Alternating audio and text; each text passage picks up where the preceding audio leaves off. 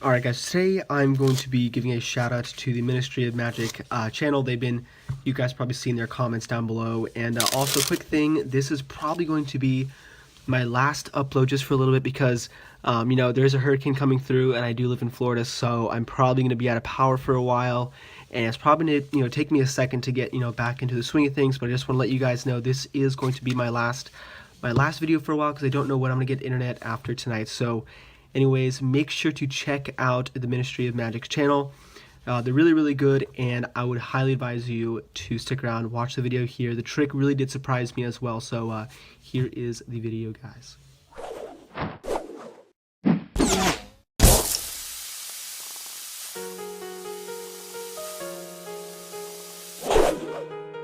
Alright, so this is the Ministry of Magic, and it is my honor to do a collab with Hester23BearCH. He's probably one of the most famous magicians on YouTube, so thank you, Hester. And this is my favorite opener trick because it just grabs all the attention from the audience right away. So here's what the trick looks like. I'm gonna just get around half of the pack, it does not really matter, and I'll just use these cards.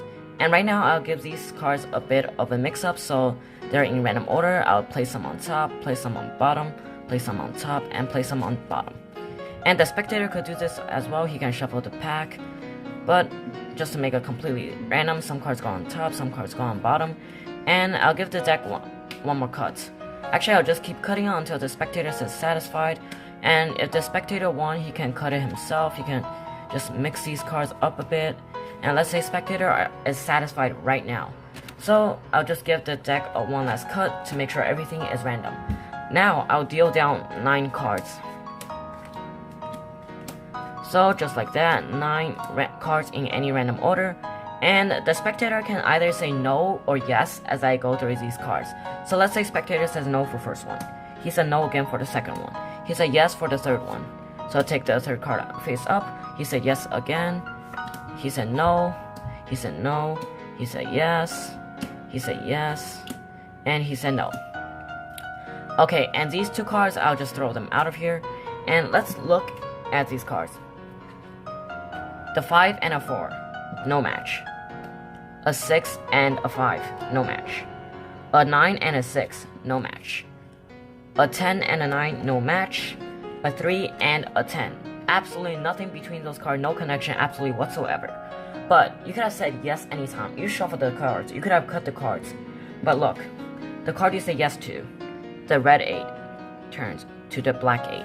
The black ace, the red ace. The black 2, I need a mat. A red 2. And finally, the red 7, the black 7. The spectator could have shuffled, spectator could have cut, said yes anytime, said no anytime, but they actually found perfect match 4 times. So that is the trick, and here is the tutorial for the trick. So here is the tutorial for the trick. So later I'll teach you guys how to shuffle the pack in a way to make this trick work, how to do the yes or no thing, and how to let the spectator shuffle the pack. So before I start, here's the setup. So this is gonna be your deck, and as I said, this is my favorite opener trick, so this is probably not gonna be a trick I end with or go in the middle because I usually have the setup on top.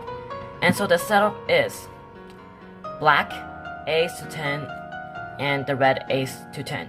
You can do it in one suit, so you can say ace to 10 in all clubs and ace to 10 in all hearts.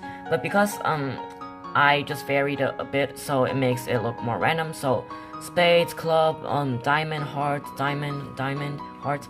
It doesn't really matter as long as you have ace to 10. And remember, if you put the you have to make it in the specific order, or you can reverse both pile. So 10, 9, 7, 6, 5, 4, 3, 2, 1, and this pile has to be in that order as well. So, but this is the pile I like to have it, and usually when I start the trick, I just put this on top, and I look through the pile just randomly, and I catch a break, and I just break it off, and my trick is good to go.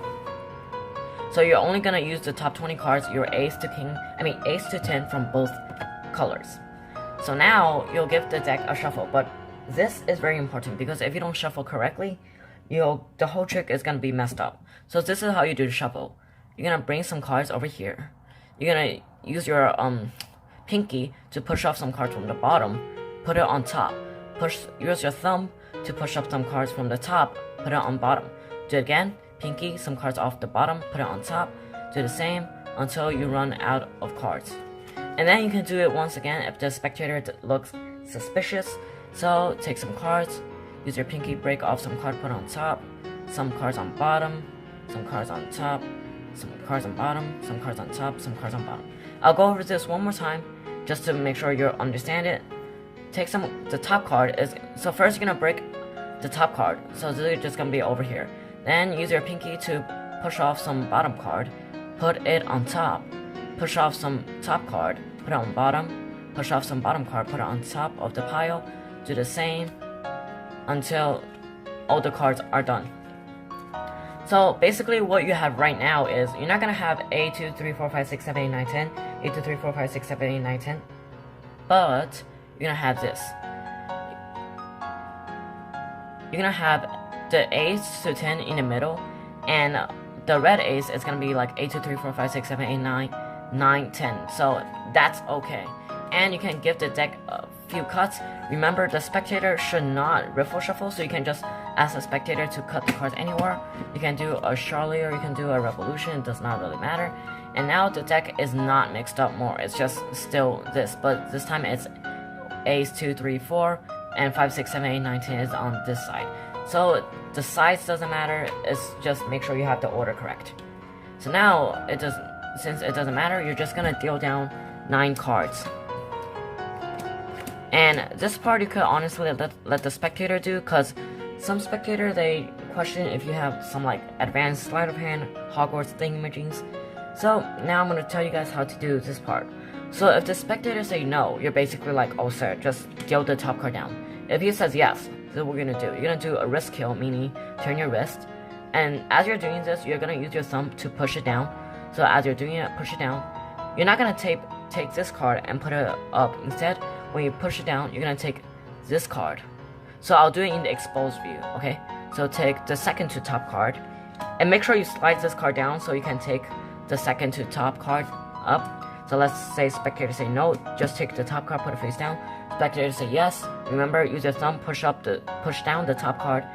Do a wrist kill, then take the second from top, deal it down. Say yes. Let's say he say yes again. Say no. Say no. And the final 2 cards, they can just go anywhere. It does not really matter.